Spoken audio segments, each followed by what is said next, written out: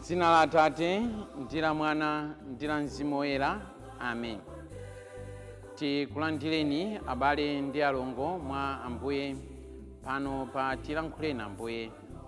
Lero pa 29 February 2024 pamene Ambuye Yesu muthenga wathu wabwino akutigawira nkhani ya munthu wachuma komanso Lazaro. Anthutu achuma alipo, Alazarosotu alipo, koma kodi Alazaro amene ali pakati pathu ife timaona bwanji? Komanso ife amene tili ndi chuma timagwiritsa ntchito bwanji chuma chathu kunena kuti tikoze ubale wathu ndi Mulungu? Lero Ambuye Yesu akufuna tisinkhesinkhe pa zimene tili nazo kuti zimandithandiza bwanji kuti zitipezetse chipulumutso. Komanso lero Ambuye Yesu akufuna tisinkhesinkhe kuti kodi anthu amene ndimakumana nawonso amandithandiza bwanji kuti ndiphatane ndi Mulungu. Lero munyengo ya masautso Ambuye athu Yesu Khristu tisinkhesinkhe kwakukulu kwa ntchito zathu zachifundo zimene ife timachita. Makamaka ntchito zimene timachita munthu wachuma akakumana ndi Lazaro payekha kwa awiri. Ntchito zachifundo zimenezi zimakhala zotani? Zimachitika ndipo zimatheka kapena sizichitika? Mawu athu oyamba akuchokera mu buku la mneneri Yeremiya mutu 17 kuyambira ndime 5 kulekezera ndime ya 10. Amene akutiwerengera mawu oyamba ndi a Charles Kamoto kuchokera ku Christ the King Outstation, Holy Ghost Parish, Ndilande, mu Archdiocese ya Blantyre. Ndipo uthenga wathu wabwino walero ukuchokera mu uthenga wa Luka mutu 16 kuyambira ndime ya 19 kulekezera ndime ya 31. Amene akutiwerengera mawu a mthenga wabwino komanso kutigawira mawu ndi Reverend Father John Enoch Kaliwamba kuchokera ku Our Lady of Fatima Parish, Salima, mu Archdiocese ya Lilongwe. Abale ndi alongo mwa Ambuye, tiyeni tikhalire limodzi. Mawu a m'buku loyera. Mawu a m'buku la mprofeti Yeremiya. Chauta akunena kuti, tsoka kwa munthu wodalira munthu mnzake, amene amagonera pa munthu mnzake kuti amuthandize, pamene mtima wake wafulatira chauta. Woteroyo asakhala ngati chisamba m'chipululu, ndipo sazapeza zabwino. Asakhala m'chipululu mopanda madzi, m'dziko la mchere m'mene anthu sangathe kukhalamo. Koma ndi wodala munthu wokhulupirira chauta, amene amagonera pa chautayo. Asakhala ngati mtengo wozalidwa mphepete mwa mtsinje, umene umatambalisa mizu yake mbali mwa madzi. Suopa kukamatentha, chifukwa masamba ake safota. Pa chaka cha chilala sukuda nkhawa, ndipo suleka kubala zipatso. Mtima wa munthu ndi chinthu chonyenga kwambiri kupambana zinthu zonse. Kuyipa kwake nkosachizika. Kodi ndani angathe kumvetsa? Koma ine chauta ndimafufuza maganizo ndi kuyesa mtimawo. Ndimachitira munthu aliyense molingana ndi makhalidwe yake, ndiponso moyenerera ntchito zake. Mawu a Ambuye. Tithokoze Mulungu. Za munthu wachuma ndi Lazaro. Ambuye akhale nanu, akhalenso ndi mzimu wanu. Mthenga wabwino monga adalembera Luka woyera. Ulemu kwa inu Ambuye. Panali munthu wina wachuma amene ankavala zovala za mtengo wapatali, ndipo ankasangalala ndi kudyerera masiku onse.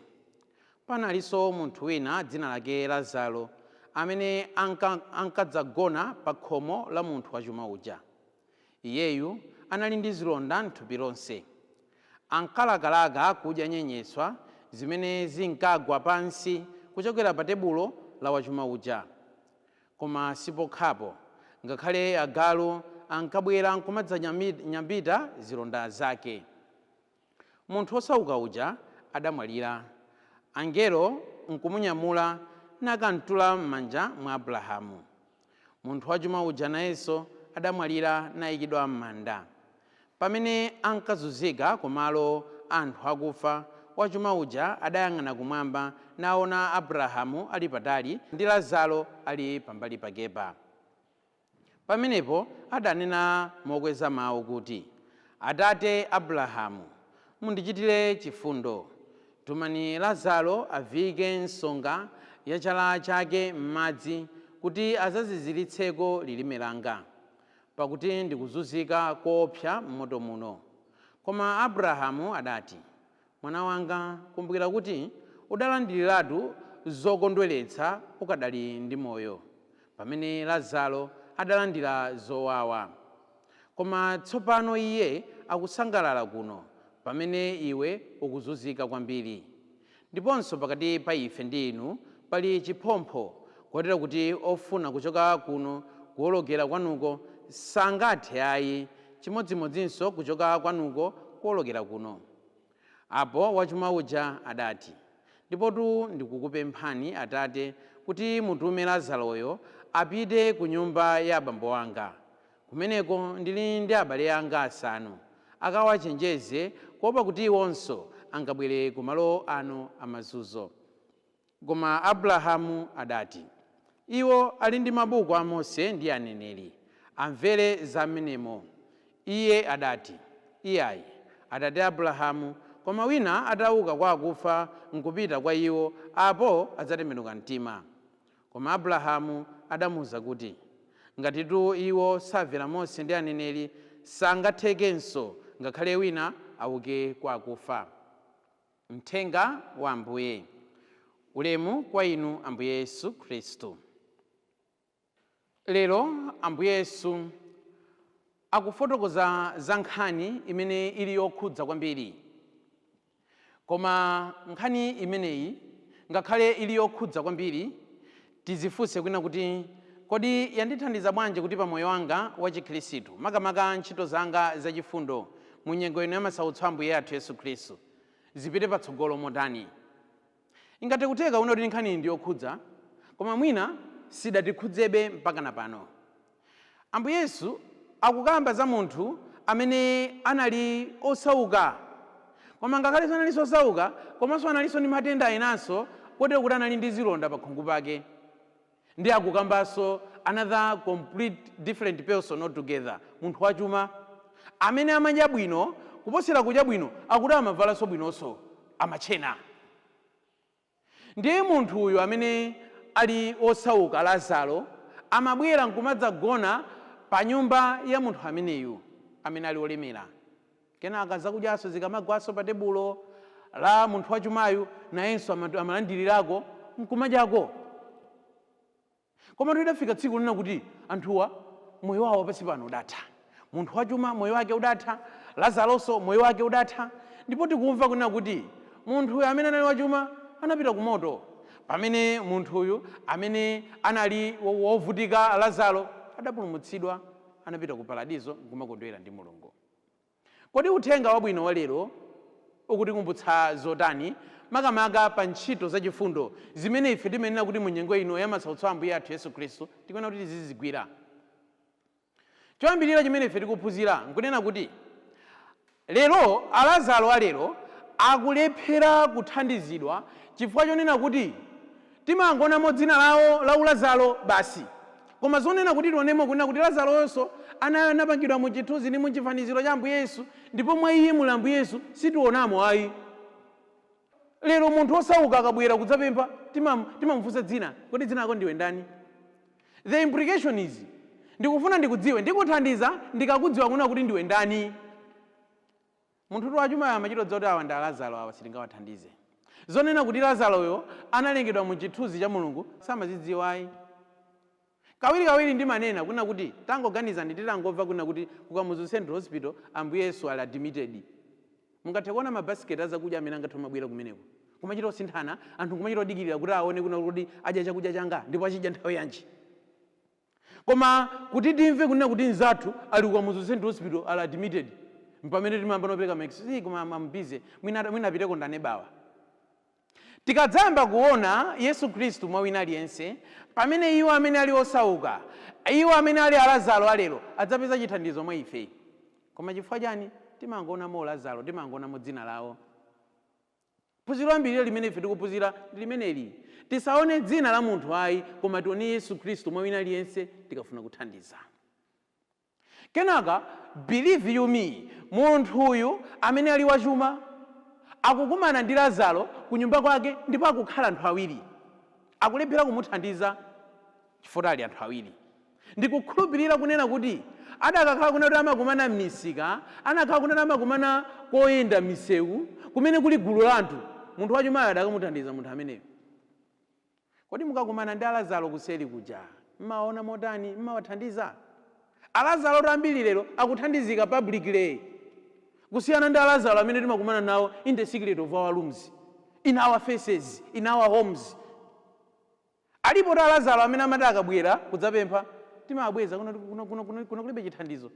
Ambiri sodachita sweka zikwangwa ndi kuti beware of vicious dogs. Kulibe olo ndi galu yemwe ndi phaka yemwe kulibe njongoti anthu asamabwere. Koma tomwefe tikabwera kuno kutchalichi ndiye timafuna kuti tioneke kuti ndife anthu abwino ngumathandiza. Ntchito zachifundo koma zochititsa manyazi. Ntchito zachifundo zabwino ndizo mukakumana ndi Lazaro ku nyumba kwanu muli awiri ndi Lazaroyo muthe kunthandiza wina aliyense asadziwe. Ntchito zabwino mukakumana ndi Lazaro wabwera kumpanda kwanu musamuthamangitse, mumuthandize, mumpatse chithandizo chimene akufuna. Tisamathandize Lazaro chifukwa pali kamera. Tisamathandize Lazaro chifukwa pali gulu. Tisamathandize Lazaro chifukwa tikanthandiza anthu aona ayi. Chithandizo chenicheni chimene ife timapereka kwa Lazaro alero ndi chithandizo chimene ife timapereka tili awiri ndi Lazaroyo chimene chili choonadi. Kenaka chinanso chimenenso ife tikuphunzira muthenga wathu wabwino walero kwina kuti tikaona anthu amene ali osowa, anthu amene akudwala, anthu amene ali mavuto osiyanasiyana, anthu amene alibe dzina, titenge kunena kuti uyu ndi mwayi wanga unena kuti ndionetse Chikhristu cha ine. Mukadzaona munthu amene ali mphawi wabwera ku nyumba kwanu muziye kuti mmale mwayi wanga unena kuti ndionetsere kunena kuti ndine Mkhristu. Mwayi wanga unena kuti ndionetsere kunena kuti ndili mu nyengo ya Lent. Mwayi wanga unena kuti ndionetsere kunena kuti mawu a Mulungu amandikhudza. Koma the opposite is true. Ife tikaonano tsopano kunena kuti anthu awa ndi amene akuvutika, anthu awa ndi amene ali mavuto, mpamene tsopano ife timapezano njira zona kuti tiwaponderezere. Ati business is taking advantage of the depravity of others.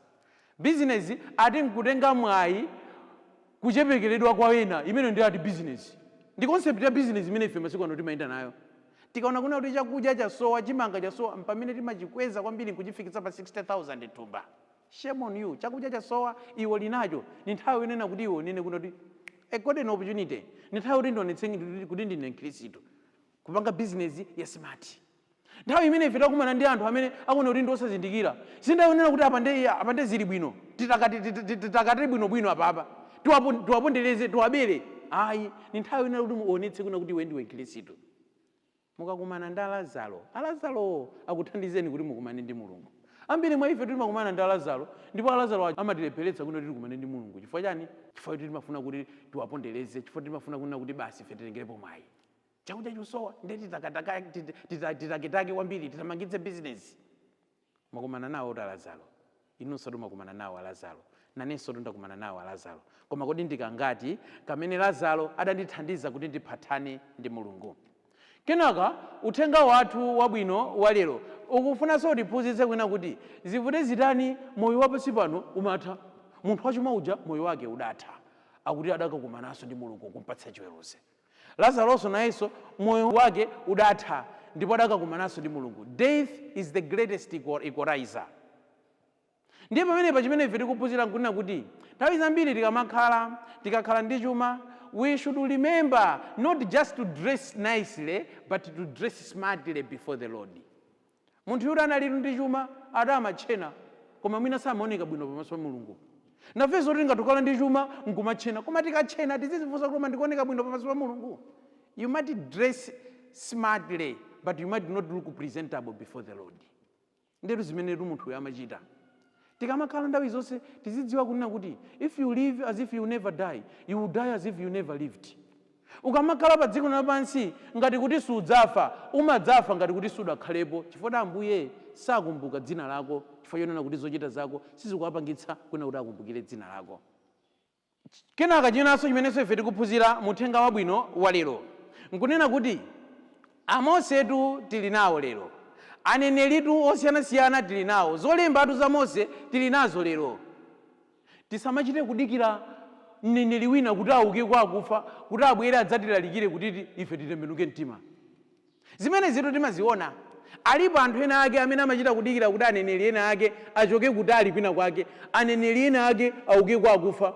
Ndi zimene tikupanga tu munthuyu akuti komabe kuti akamve kuti akatembenuke mtima, bwanji apite Lazaro akawalalikira abale yanga akawauze, ndipo Ambuye akankha kuti yayi kumene kotu alipo tu aneneri, zilipo tu zolemba za Mose, ayiwo azimvera zimene zozo azigwiritse ntchito ndipo atembenuka mtima.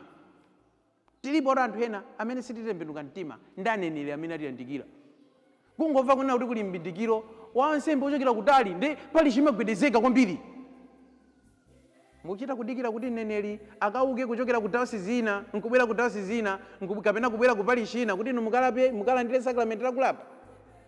Aliko tu aneneri, ziliko tu zolemba za Mose ku Parish kwanuko, aliko tu aneneri ku Parish kwanuko amene mukuyenera kuti muamvere, musadikire ena ake kuti achite kudzuka kuchokera kutali.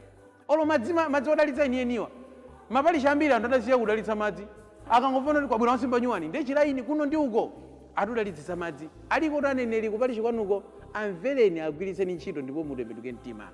Tisadikire aneneri ena kuti achokere kwina auke kwa akufa kuti adzatiuze za uthenga wabwino kuti ife titembenuke mtima. Muli nawo aneneri, ndili nawo aneneri, ife tili ndi udindo oti timvetsere aneneri athu. Amen.